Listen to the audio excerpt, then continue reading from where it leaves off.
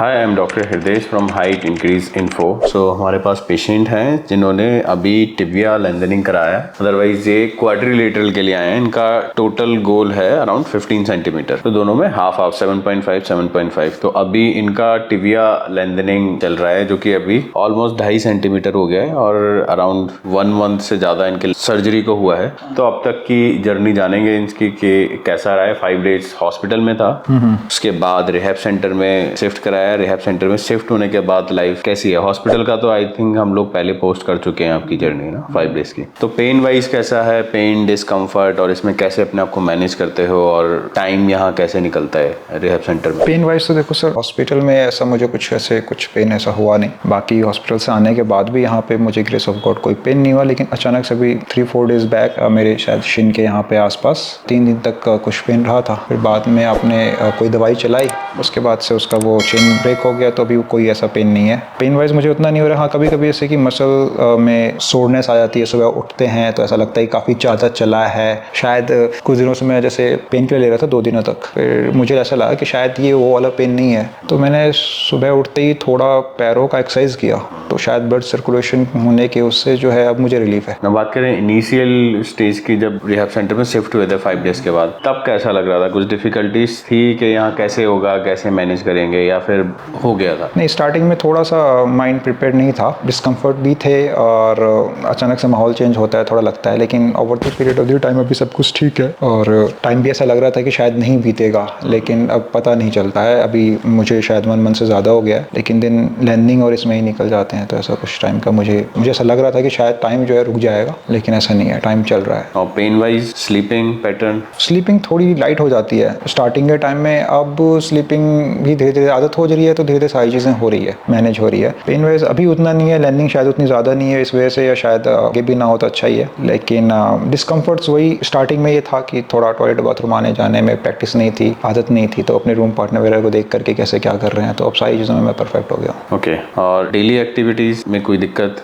Daily activities में अभी कोई दिक्कत नहीं है। पहले ब्रश भी मैं ऐसे रूम में ही करता था उसमें लेकर के, लेकिन अब मैं धीरे धीरे बाथरूम वगैरह जाता हूँ, बेसिन में करता हूँ, सारी चीज़ें पहले जैसी हो रही है, सब हो जाता है। तो इसके पीछे रीज़न क्या था कि आपको क्वाड्रिलेटरल चूज़ किया, 14-15 सेंटीमीटर करना है? कुछ पर्सनल है या फिर प्रोफेशनल? एक्चुअली मैं आज से 6 साल पहले मैं शूट वगैरह करता था, ठीक है। फिर उसके बाद शूट वगैरह तक तो ठीक था, लेकिन उसके बाद जो है, लेकिन जब हम रैंप करते हैं या बाकी ऐसी चीज़ों में ना कहीं हाइट का एक रोल आ रहा था निकल करके। कहने को कहते हैं कि हाइट मैटर नहीं करता, लेकिन कहीं ना कहीं वो मैटर कर रहा था। तो चीज़ें थी पहले ही दिमाग में, लैंडिंग के बारे में, लिम्ब लैंडिंग के बारे में। शायद मुझे 13 साल का जब मैं था तब से ही पता था, लेकिन ऐसा लगता था कि हमारा कप ऑफ टी वो नहीं है। ऐसा लगता था कि बाहर देशों में ही होता है। तो जब बड़ा हुआ, देखा यहाँ पे भी हो रहा है, तो सोचा कि पहले तो नहीं सोचा, ऐसा लगा कि यार सर्जरी है, इतनी बड़ी चीज़ है, कौन ही कराता है, वही ही कराएंगे। लेकिन आप लोगों से बात हुई, पेशेंट को देखा, तो धीरे धीरे समझ में आई सारी चीज़ें, तो इतना ज़्यादा डिफिकल्ट वो नहीं लगा। जो डर था वो कहीं ना कहीं निकल गया। कितना टाइम लगा ये डिसीजन लेने में? मुझे डिसीजन लेने में शायद मुझे ज़्यादा टाइम नहीं लगा। बहुत लोग कहते हैं मुझे 1 साल लगा, 2 साल लगा। मैंने वीडियोस देखी, आप ही की देखी सबसे पहले, फिर देखा, और मैंने फिर ज़्यादा वीडियोस भी नहीं देखी। मुझे लगा कि शायद जितनी देखूंगा ना तो उतनी ज़्यादा मतलब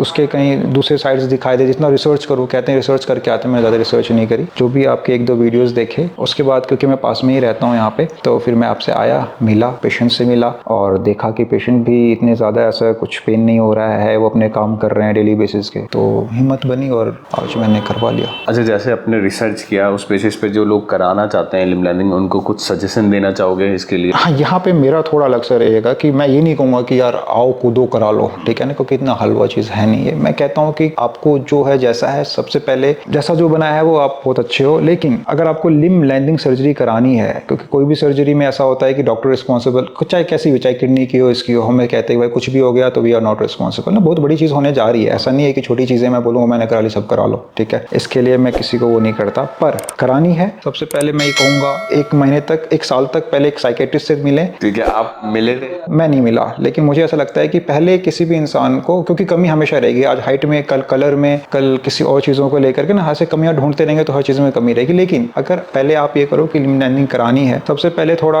आप सोचे समझे और अपने अंदर एक बार झांके, ठीक है। और शायद आपको लगे तो थोड़ा आप काउंसलिंग भी कराओ, ठीक है। उनसे भी बात नहीं बनती है तो फिर आकर के आप लिम्ब लैंडिंग करा सकते हो। मतलब पहले प्रॉपर मेंटली प्रिपेयर होना इसके लिए बहुत जरूरी है। पहले एक बार अगर लग रहा है आपको कमी ना, कि लेंथनिंग करानी है तो मैंने करा लिया तो आप भी आकर तुरंत करा लो, ऐसे तो भीड़ आ जाएगी, सभी कराने लग जाएंगे, है ना। कराने लग जाएंगे तो मतलब एक्चुअल नीड कितनी है वो पता होना चाहिए। बिल्कुल सही कह रहे हो, शायद मैं शब्द नहीं दे पाया, तो की बात सही है। तो मैं कहूँगा कि थोड़ा सा जो है पहले अपने भीतर एक बारी झांके, समझे, और उसके बाद भी अगर आप सेटिस्फाइड नहीं होते हो, आपको लगता है कि हाँ नहीं करानी ही चाहिए, उस चीज़ की कितनी नेसेसिटी है आपके लाइफ में, तो आप आए। क्योंकि ये कोई वैसी सर्जरी तो नहीं है, दिस इज कॉस्मेटिक। नीड नहीं है आपको कि अगर इसके बिना काम नहीं चलेगा, और अगर फिर भी माइंड में एक नैग है, हाँ मेरे को चाहिए, इसके वजह से साइकोलॉजिकल या डिस्टर्बेंस हो रही है, साइकोलॉजिकल होता है ना, तो इसलिए मैंने कहा पहले साइकोलॉजिकली अपने आप को वो करो, हील करने की कोशिश करो, नहीं होता है तो फिर आप आकर के एक देन कितनी जरूरत है उसके बाद preparation, proper mind makeup, then psychologically भी ना हील हो पाए, ये होने के बाद आपका ये हील हो जाए, है ना, जो आपको लग रहा है। ये मैंने ऑनेस्टी के साथ करा, यानी कि मैं आपके साथ यहाँ बैठा हूँ तो मैं कहूँगा नहीं जी आओ कराओ, वो झूठा हो जाएगा। मैं चाहता हूँ कि एक इंटरव्यू बिल्कुल ट्रांसपेरेंट रहे, ऑनेस्टी के साथ रहे, तो कराओ, जरूर कराओ, लेकिन कराने से पहले एक बारी मेंटली भी आपको थोड़ा सा अंदर इंट्रोस्पेक्शन करना पड़ेगा, रिसर्च और वो कंप्लीट करें और अपने आप को देखें कि वाकई में नीड है कि नहीं। क्योंकि देखो हाइट 6 फुटे बंदे को भी लगता है थोड़ा और ज्यादा, हर किसी को लगता है ना। अब ये चीज तो हर कोई अपने आप में सबको लगता है कि कम है कम है कम है, तो देख करके फिर जहाँ पे नीड नहीं भी है वहाँ पे भी कूद के आ जाए, वो चीज़ नहीं ना। वहाँ तो हम भी नहीं करते, अगर ऐसा कुछ लगता है तो पेशेंट को हम क्लियरली डिनाई करते हैं कि आपको ज़रूरत नहीं है। और कुछ सजेशन देना चाहेंगे अपने एक्सपीरियंस के बेसिस पे, 1-1.5 महीने के एक्सपीरियंस के बेसिस पे? क्योंकि लोगों का मेन कंसर्न रहता है पेन बहुत होता है। अगर जो लोग करा लेते हैं सपोज, उनको क्या बोलना चाहेंगे? लोग बोलते हैं कि पेन बहुत ज़्यादा है, डिस्कम्फर्ट बहुत ज़्यादा है, कराने के बाद कैसा होगा? तो कराने के बाद फ्रेम में लाइफ कैसी रहती है इसमें, टिबियल फ्रेम में? क्योंकि यहाँ हमारे सराउंडिंग सारे पेशेंट हैं जो आप देखते हो, फीमर वाले भी हैं, क्रॉस में भी हैं और बाइलेटरल टिबिया भी हैं। पेन वाइज तो सर देखिए ऐसा है कि फिजिकल पेन मैनेज हो जाता है, आपके जो डॉक्टर हैं या आप लोगों की मेडिकेशंस जो भी है ना, थोड़ा मेंटली रहता है, डिस्कम्फर्ट रहता है जिसकी कोई दवाई ऐसी है नहीं, तो उससे आदमी को खुद जूझना पड़ता है ना, तो वो थोड़ा सा हो जाता है। लेकिन वो भी over the period of the time सारी चीज़ें है ना आदमी अडेप्ट कर लेता है, तो हम अडेप्ट कर लेते हैं। बाकी पेन वाइज बाकी पेशेंट सबकी जर्नी आपने ही बताया था, मैं भी बात कर रहा हूँ, देख लो सबकी अलग अलग है, सबको डिफरेंट तरीके के पेन है, किसी को नहीं है। ऐसा नहीं कहूँ किसी को नहीं है लेकिन अलग अलग टाइम पे अलग अलग तरीके के पेन है। लेकिन वो पेन एक टाइम के बाद, जैसे मुझे हो रहा था, मुझे लगा मेरे 3 महीने ऐसे ही गुजरेंगे क्या, लेकिन ऐसा नहीं है, 3-4 दिन रहा, अब वो पेन नहीं है। बीच में लग रहा था कि ऐसे रॉड रखा हुआ है, पैर भारी हो रहा है, मैं आपसे हमेशा शिकायत इनिशियल में, पर वो चीज़ें गायब हो गई। अब मैं पैर रखता हूँ, सोता हूँ, अब मुझे वो चीज़ें नहीं होती है। मतलब ऐसा कुछ नहीं है कि आप बिल्कुल ही अनवेरेबल, आप सहन नहीं कर अनवेरेबल पेन वाइज जो है यहाँ पे बात कर रहा हूँ, तो पेन वाइज तो मैनेज कर दे रहे हो आप। बाकी जो डिस्कम्फर्ट है वो तो ऑब्वियसली जब तक फ्रेम लगे रहेंगे वो रहेगा। वो शायद जो पेन कह रहे हैं ना, वो पेन शायद बता नहीं पा रहे हैं, फिजिकल से ज़्यादा उनको मेंटल हो रहा है। वो मेंटली थोड़ा सा आपको थोड़ा स्ट्रेंथफुल होना पड़ेगा इसके लिए, जहाँ तक मैं समझता हूँ। अगर मैं एक और चीज़ है, अगर मैंने करा लिया, मेरे जैसे बंदे ने करा लिया, तो शायद मोस्ट ऑफ द 90% लोग करा सकते हैं, क्योंकि मैं खुद बहुत ज़्यादा स्क्रूटिनाइज करता हूँ चीज़ों में, हर छोटी छोटी चीज़ों को। देखो आप भी कभी परेशान करता हूँ, आपको पता होगा ना। तो मेरे जैसा ऐसे शकी टाइप का बंदा जो कि करा सकता है हर चीज़ों में, ऐसे देखना, जो कि ड्रिप भी लगती है तो उसमें भी देखता हूँ बबल्स तो नहीं ले लिया, है ना। और तो फिर अगर मैंने करा लिया और मैं कंफर्टेबल हूँ, तो मुझे ऐसा लगता है कि बाकी लोग भी अगर कराएंगे तो शायद इतनी प्रॉब्लम तो नहीं है जितना दिखता है। ठीक, ओके। तो ये थी इनकी अब तक की journey. 2.5 centimetre, his starting height was 168 centimetre और ही चूज क्वाड्रिलेटरल। पहले इनका टिबिया क्या है, निकलने के बाद में कुछ वेट करेंगे, देन फीमर करेंगे। तो इनका फ्रेम निकलने के बाद की आगे की जर्नी जानते हैं। जब इनके फ्रेम निकल जाएंगे और may be next femur journey में या फिर निकलने के बाद जब ये रिकवरी फेज में होंगे, तब इनकी नेक्स्ट रिकवरी पोस्ट करेंगे। जब तक के लिए अगर आपकी कोई क्वारी है regarding limb lengthening, limb reconstruction, तो आप हमारे चैनल पे दिए गए नंबर पे अपनी क्वारी डाल सकते हैं। Thank you.